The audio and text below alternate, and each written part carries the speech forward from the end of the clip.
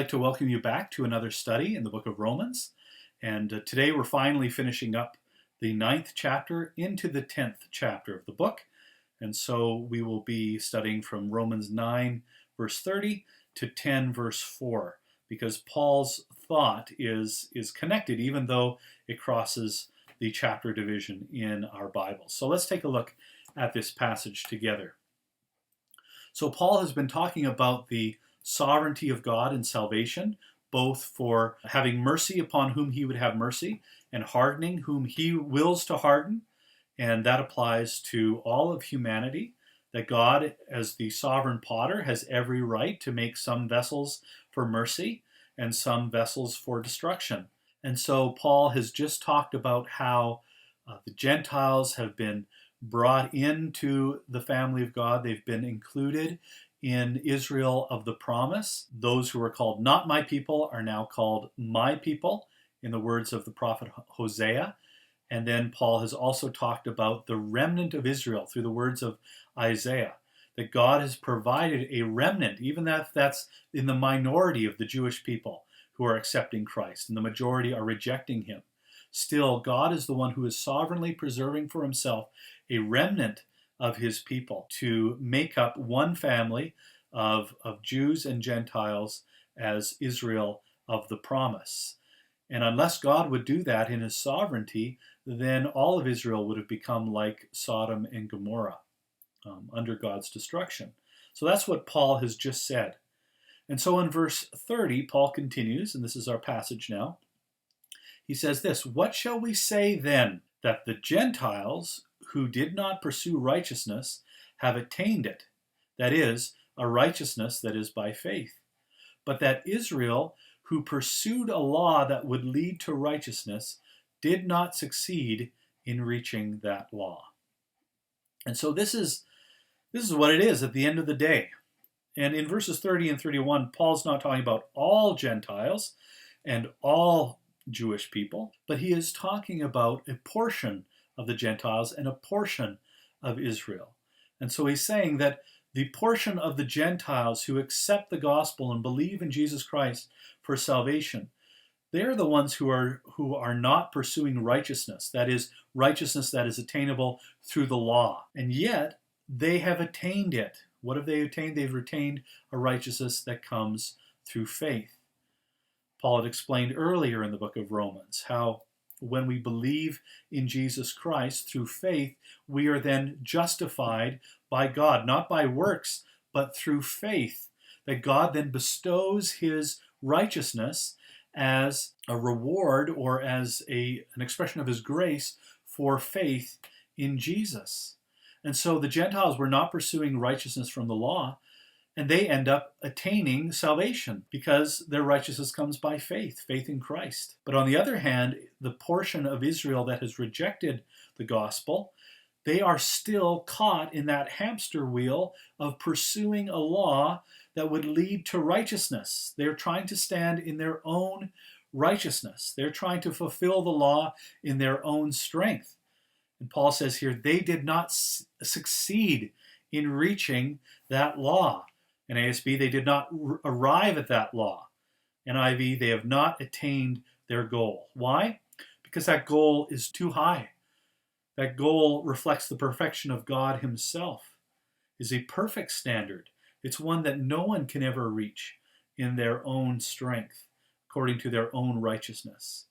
That is a fool's errand to try to attain the righteousness of God through the law. The law is just too holy and too perfect and too good. We cannot do it. And so in rejecting the gospel, the Israelites who do that, who reject the gospel in Christ, they are basically saying, thanks, but no thanks. We don't want to depend on this Christ person. We don't want to put our faith in him or accept the gospel of his death and resurrection. No, we're fine trying to do it on our own, trying to achieve God's favor through keeping the law. And so, ironically, the Gentiles who have not pursued righteousness through the law, they've actually attained salvation through the righteousness that comes by faith in Christ. But Israel, in rejecting that promise and that gift coming through faith, They have fallen back upon trying to attain God's favor and pleasure through keeping the law, which is impossible because they cannot succeed or arrive at or attain their goal. They can't actually keep the law because it's too good and too perfect and too holy. Paul says in verse 32, why? Because they did not pursue it by faith, but as if it were based on works. So when you're striving in your own strength, when you're trying to please God on your own, you're saying, look at me, God, all the good things I'm doing, trying to keep his holy law. You're not doing that out of faith. You're actually doing it out of faith in yourself.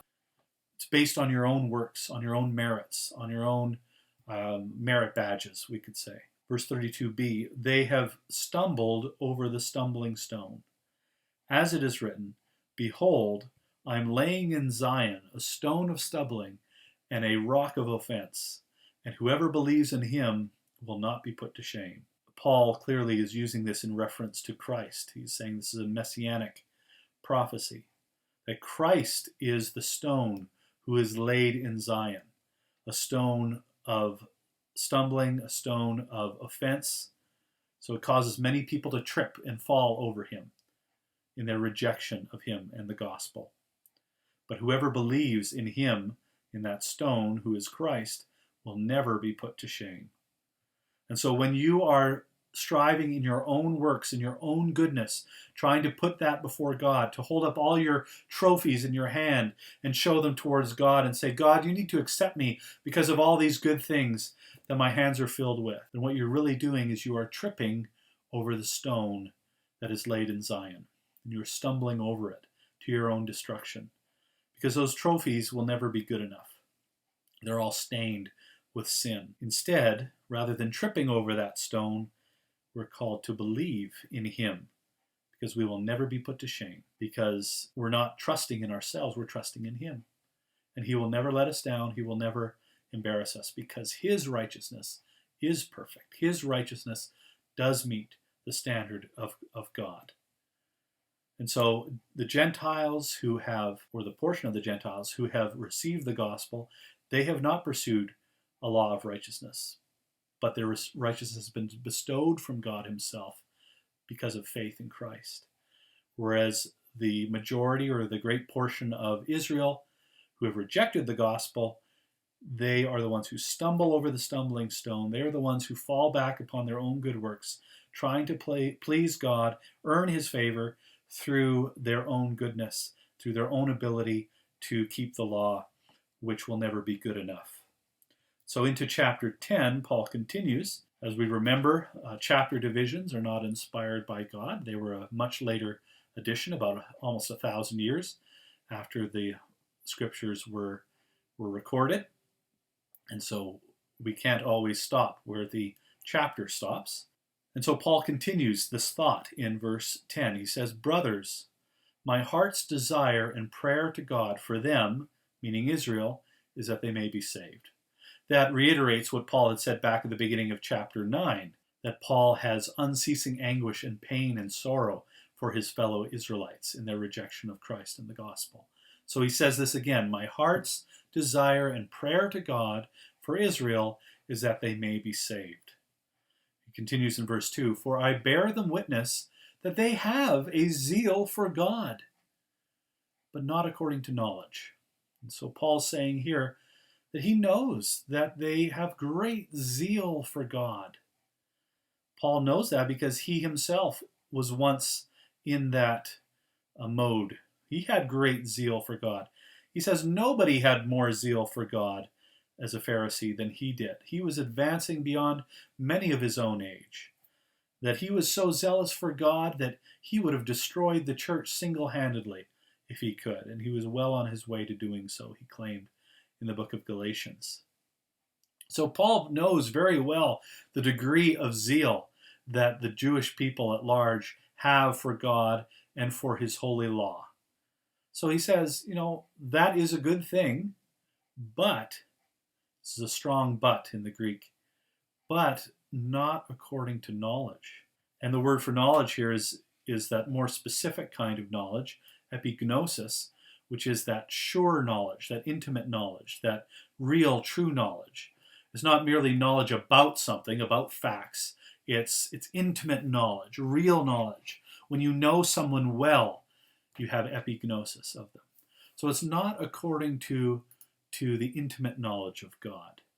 So they have zeal, but it's not directed towards the right thing, towards that intimate knowing of God through faith, ultimately faith in Christ, because he is the way and the truth and the life. He is the only one through whom we can truly know the living God. Paul continues in verse 3, "For being ignorant of the righteousness of God and seeking to establish their own, they did not submit to God's righteousness." Wow, that's quite a verse. So they are ignorant, or they are unaware of the righteousness of God, meaning the righteousness that God bestows upon those who have faith. Whether this is a willing ignorance or a passive ignorance, it's probably a mixture. But anyway, they are unaware of the righteousness of God that is available through faith. God is willing and gracious that those who put their faith in Christ, God will give of his own righteousness to declare them not guilty and justify them before him in his sight. So they don't know about this, but instead they seek to establish their own. Their own what? Their own righteousness. And that's a heavy judgment here. That when you reject the righteousness of God that comes through faith, what are you going to raise up in its place? You're going to seek to establish your own righteousness. That's what we've been saying here. When you reject the gospel, you fall back on your own goodness, on your own attempts to please God and earn his favor. You seek to establish your own righteousness. But when you are seeking to establish your own righteousness, you are not submitting to God's righteousness. So even in a certain sense, when you are trying to prop up your own righteousness and your own goodness before God, you're actually not submitting to God's righteousness. So that's even a kind of rebellion against him. That's a kind of resistance where God is saying, hey, here is my righteousness. I'm providing it through faith in Christ. And you're saying, no, I don't want that righteousness. I want to set up my own righteousness. I don't want to submit to your righteousness that you're talking about, God. I want you to be pleased with the righteousness that I give towards you. So that's even an act of rebellion or lack of obedience, a lack of submission to God's righteousness. Verse 4, our last verse for this study today. For Christ is the end of the law for righteousness to everyone who believes. Christ is the end of the law for righteousness to everyone who believes. What does this mean? Does this mean that now that Christ has come, the law is no longer relevant for us? That now the law is just merely academic? Christians don't have to follow any aspect of the law. We can throw the law in the garbage and forget about it and just go home and call it a day. Well, no, that's not what this is saying. He says, for Christ is the end of the law for righteousness. That key word, for righteousness, or that phrase there. And I think the sense is, Christ is the end of the law with regard to righteousness. So in this context, what Paul has been saying is that we cannot look for righteousness beyond Christ now. Because Christ is the end. We could say he's the goal. The NIV says Christ is the culmination of the law. He is the climax. He is the highest point. He is what the entire law was pointing towards, because only Christ kept the law in perfect righteousness. So Christ is the end of the law with regard to righteousness. So we can't look for righteousness outside of Christ. When we try to establish righteousness outside of Christ, or beyond Christ, or apart from Christ, or separate from Christ, then we're not submitting to God's righteousness, as it said in verse 3. We're seeking to establish our own righteousness. We're not seeking to establish Christ's righteousness on our behalf. And we're not seeking the righteousness that God bestows or credits to us into our account. We're not trusting in that. We're trusting in ourselves.